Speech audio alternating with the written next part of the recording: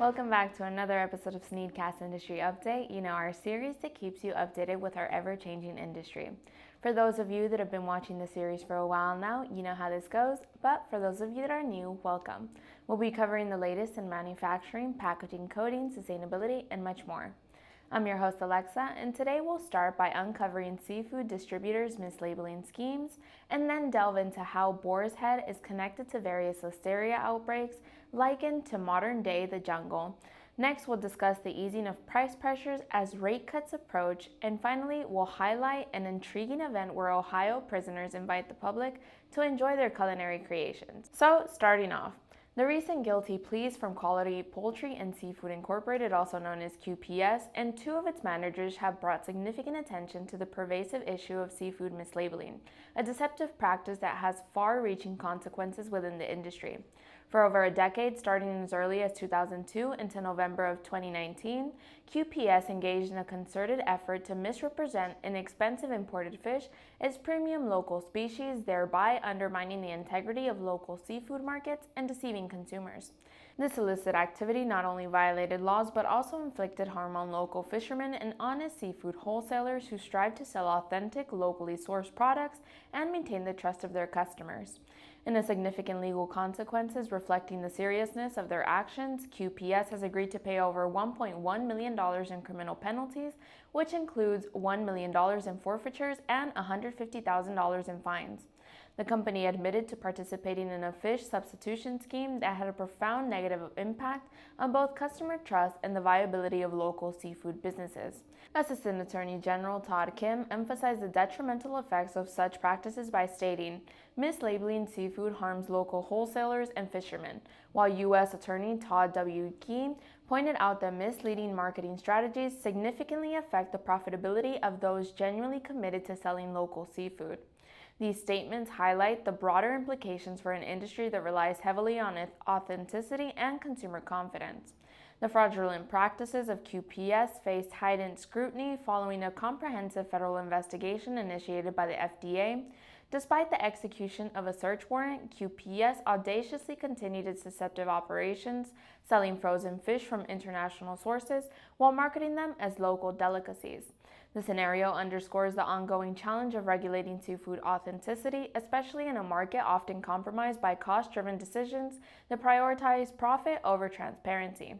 To effectively address these issues, stricter regulations and vigilant enforcement by authorities such as the FDA are crucial to safeguarding consumers and supporting honest suppliers.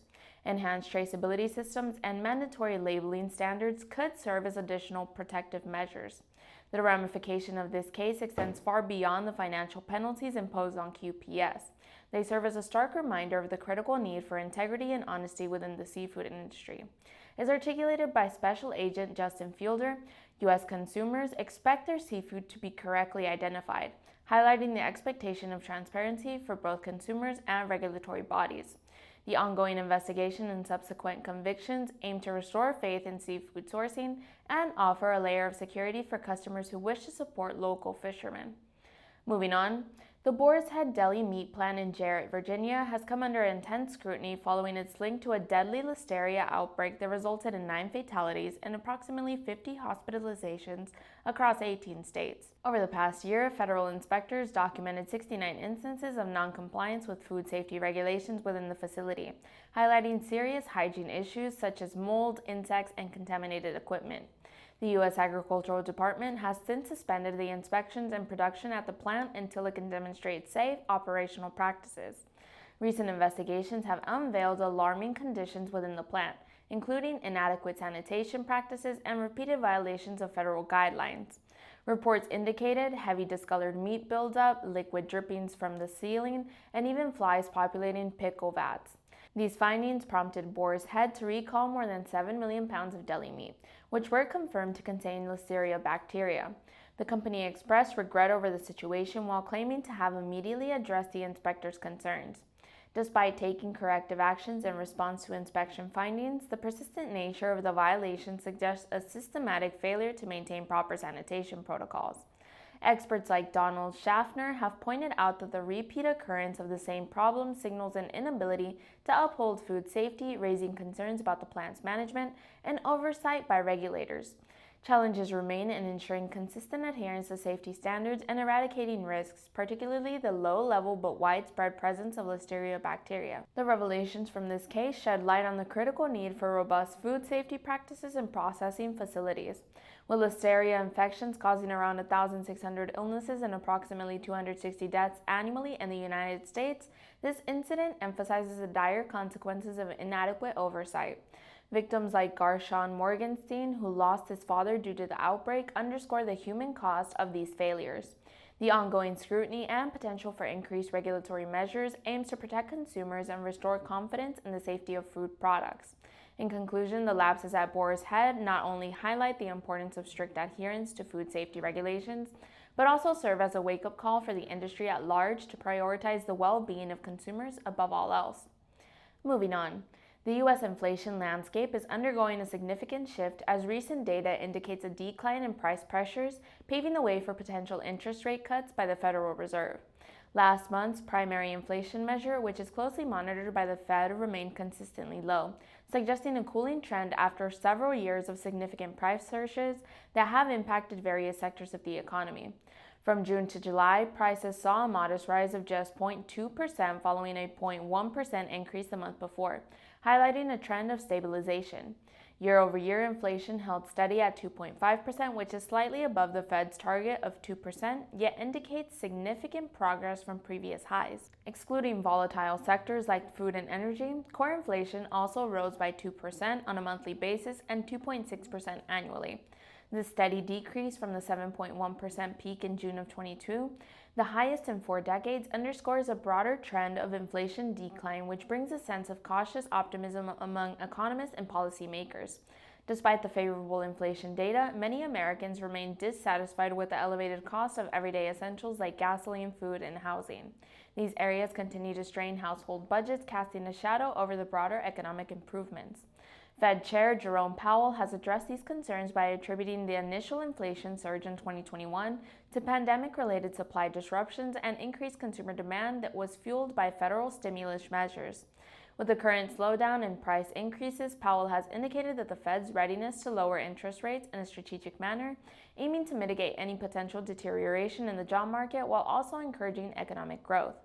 This approach seeks to balance the need for economic stability with the challenges posed by rising living costs, highlighting the complex tasks faced by policymakers in navigating the post-pandemic economic landscape. An anticipated interest rate reduction could lower borrowing costs across consumer and business loans, including mortgages and credit cards. According to Ben Ayers, senior economist at Nationwide, the continuing inflation cooldown may allow the Fed to adopt more aggressive rate cuts in future meetings. Meanwhile, robust consumer spending, which rose by 0.5% from June to July, continues to drive the economy, although declining saving rates may signal a forthcoming contraction in consumer spending. The Fed's favorite inflation measure, the Personal Consumption Expenditures Price Index, supports these analyses by presenting a lower inflation rate than the Consumer Price Index. As the economy expands at a healthy rate, with GDP growth revised to an annual rate of 3%, these developments indicate a cautiously optimistic economic trajectory. And finally, in a pioneering initiative, the Grafton Correctional Institution in Northeast Ohio has hosted its first ever 5-course meal for the public prepared by incarcerated individuals using produce from the prison's own gardens. The event is part of the Edwin's Leadership and Restaurant Institute culinary program, which aims to provide educational opportunities to inmates, equipping them with essential skills needed for careers in the culinary field.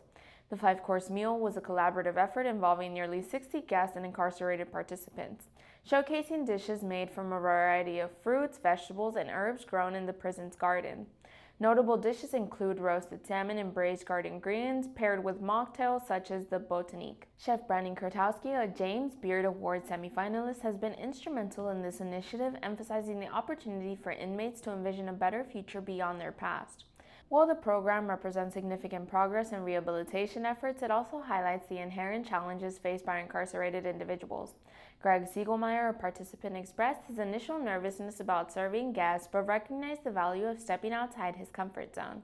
The program not only teaches cooking techniques, but also focuses on building relationships and community among participants, helping them to develop social skills that are crucial for successful reintegration into society. The curriculum's comprehensive approach aims to prepare inmates for successful re-entry into the workforce, with opportunities to apply for jobs in local restaurants upon release.